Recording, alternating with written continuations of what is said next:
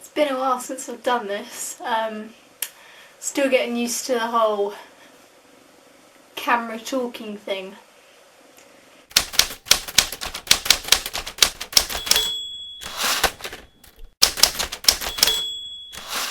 Hi guys, it's MelodEllie here, and I haven't vlogged in quite a long time.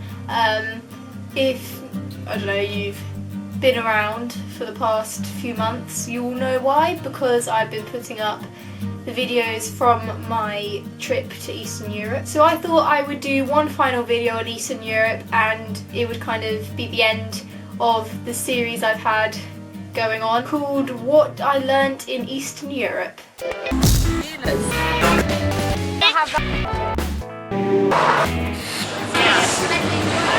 Best friends forever! I learned that if you have a certain amount of SD cards, always bring an extra one, because I had two 32GB SD cards and I was there for 10 days, and 2/3 of the way through the holiday I ran out of space. Thankfully my friend Bonnie formatted her card by accident and deleted all her photos, so she didn't really see the point in keeping that SD card, so she gave it to me, which helped me a lot. That's all I can say, just bring extra SD cards or have enough money to buy a new one in the place that you are. Yeah, work it, Bonnie, work it. I learned that coach walkways become really great catwalks at 11 o'clock at night. So what? Wow. There's no one on the bus. When you're super cute, crushed all my biscuits. Oh no, not the biscuits. Now it may just be where I live that they don't have this, or it may just not be in this country or anything. You guys might think this is completely normal. But in gas stations or whatever British people are meant to call it, they play music out loud. They have music out loud. I found this slightly random fact out on the very first day of the trip. So as we were so full of energy at that time, we did end up dancing in the gas station, and yeah, we did get a few weird looks, but I did get one random foreign guy to dance with me, so that was pretty fun. It's not as weird as it sounds either. I didn't video it because I can't video everything. Again, whether this is something that a lot of people are used to or not, I definitely wasn't, but everywhere we went you had to pay 50 cents, 70 cents to go to the toilet. I admit occasionally I did just go under the children's entrance and not pay, but I probably shouldn't have mentioned that. It was something we weren't used to, and we did end up just holding the door open for each other, but you know, when in Eastern Europe, avoid paying for public toilets. Singing. We will rock you! Now, before I went on this trip, I thought singing on journeys was a little bit tacky, a little bit cheesy, and obviously annoying. But when you're actually there, in the moment, singing songs that everybody knows, just kind of, you know, keeps you going. Especially on like coach journeys and in the middle of the night walking through Budapest. You never know, oh I know you never tried. It's just one little thing that stops me every time. There's one word in every language which I very easily understood, and that is the word tourist. Now, it was very easy to know if the locals were talking about you, because you'd walk past with your bags and your coats and your Canon cameras, and you would just hear them talking whatever language they were talking and say the word tourist. And you would just kind of feel slightly offended because they don't think you can understand them, but actually the word tourist we very easily understood. So when they walked past, we were just like, they were talking about us. Gotta be honest, we do get in the way a little bit because we are just admiring the place you call your home. So I don't think they really understand that we're just here enjoying, we're not trying to get in their way or inconvenience them in any way.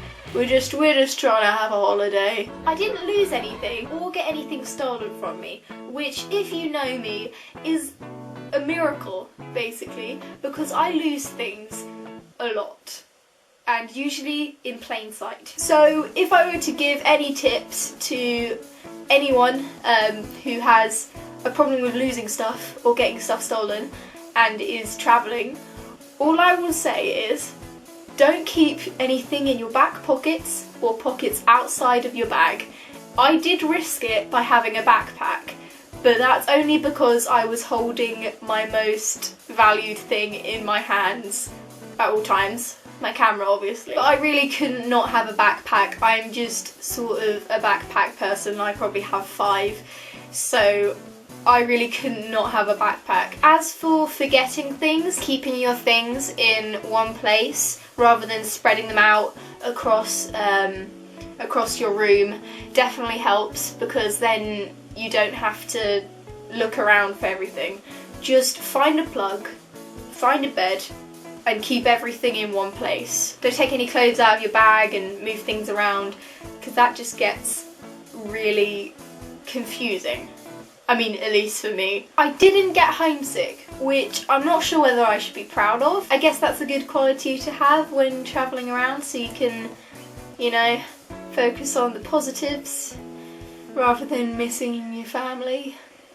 I kind of wish that I didn't pack as much, because yes, I did use everything, but I could have done without some things. I could have had a lot more room in my bag, because it was my birthday, so I did get presents, and I also bought clothes. So by the end, I was just struggling to zip it up every day. I kind of just left it half open one day. I'm sure no one minded, but you know, at least it's not like an airport or something. It's in just a coach.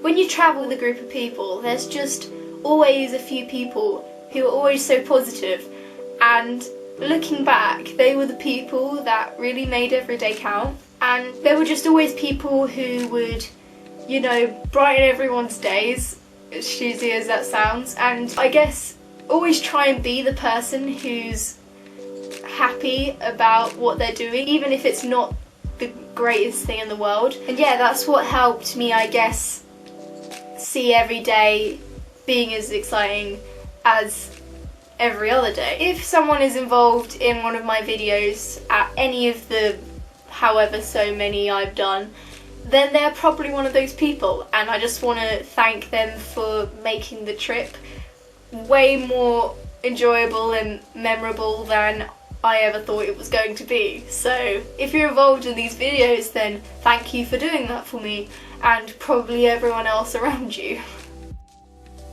The last thing I wish I did was edit the videos quicker. Now, a lot of people are saying, how have you taken so long to edit these videos? But I just wanted them to be perfect, because if I were to look back at them in the future, I wouldn't really remember anything that was happened. I'd just kind of be focused on the editing and how bad it is if I were to rush them. So yes, I'm glad I took so long to edit them, even though everyone who went kind of forgot already about it, which isn't great. I think my job was to remind everyone what happened. I do wish I had got more of the things. I just needed, you know, a million SD cards. But yeah, I hope this mini series has been, I don't know, entertaining in some way. It's more for my friends, but then again, if you did enjoy them, then that's good for you, because that's all you've had on this channel for a while. I guess that's all I have to say. It's the end of an era.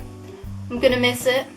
Constantly editing. So I will go back to normal videos from now on. This has been a good 10, 11, 12, I don't know how many will be by the time this video goes up, videos in this mini series. So I hope you enjoy the video. To end the videos with a video, I'm gonna leave now because I'm really dragging this on, and I will see you whenever I decide to make another video. But this video has been great. Hope you've enjoyed it.